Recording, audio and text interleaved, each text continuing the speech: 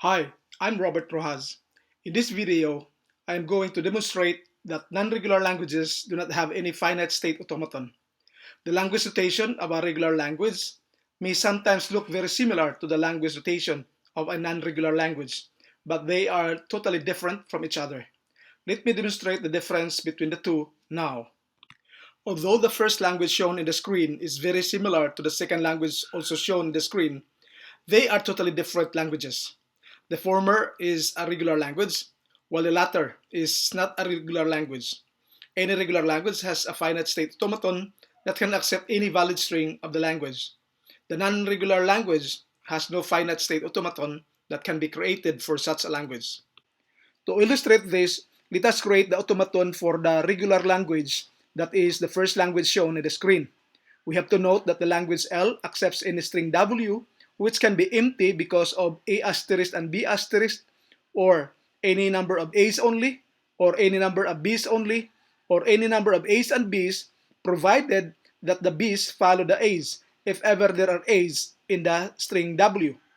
By this simple description, it is easy to imagine that there are infinite number of possible input strings that belong to the given language. So, is there any finite state automaton that accepts any string of this language? Yes, there is. How many states do we need to create it? If you are not yet familiar with this, it may surprise you to know that we only need two states to be able to verify the infinite number of possible valid input strings, or strings that belong to the language. Now let me illustrate it to you. From the automaton shown in the screen, it is easy to see that any string of the form A asterisk B asterisk are always acceptable by the given automaton with only two states. Since the language accepts empty string, you can see that upon entering the initial state Q0, even without encountering any input symbol, it is already accepted because Q0 is one of the final states. If the input string consists of one or more A's, the string is also acceptable because the last state after reading all the A's is still Q0, which is one of the final states. If ever the input string consists of one or more B's without any A's, it is still acceptable because the last state after reading all the B's is Q1, which is also one of the final states. What about if the input string consists of A's and B's, where all A's precede the B's?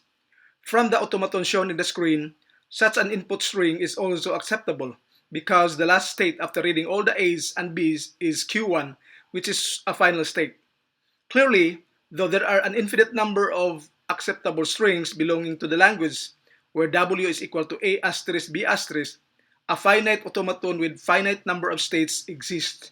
That is, a finite state automaton with two states as shown in the screen. Now, how about the language L consisting of the string W of the form A to the N, B to the N, such that W is an element of A or B asterisk? Can we construct a finite state automaton for this? This language can also accept an empty string because N can be equal to 0 because of the provision that W contains some elements of A or B asterisk. The automaton for it is shown on the screen if N is equal to 0. An empty string is acceptable because the initial state is also a final state. So upon entering Q0, even if no input string has been encountered, the empty string is acceptable because the initial state Q0 is also a final state. But if N is equal to 1, that is, the acceptable string is AB, the given automaton cannot accept such an input string already. So the automaton must be modified because there is no way to accept such a valid string AB unless the automaton is changed as shown in the screen. The initial state is no longer the final state. The automaton has to traverse the path from Q0 to Q2 by encountering the substring AB. The final state now is Q2, not Q0 anymore. So, the automaton has changed the number of states and the number of paths to accommodate the valid string AB. Now, how does the automaton look like when N is equal to 2? That is, the string is AABB.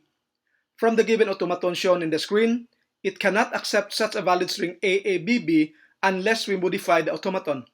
Since the string AABB is a valid string, then the automaton must reach the final state only after scanning the input string AABB, which is impossible to accommodate unless we modify again the automaton by adding new states and new paths as shown in the screen. Now, how does it look like when n is equal to 3. That is, the string is AAA BBB. From the given automaton shown on the screen, it cannot accept such a valid string AAA BBB unless we modify the automaton again.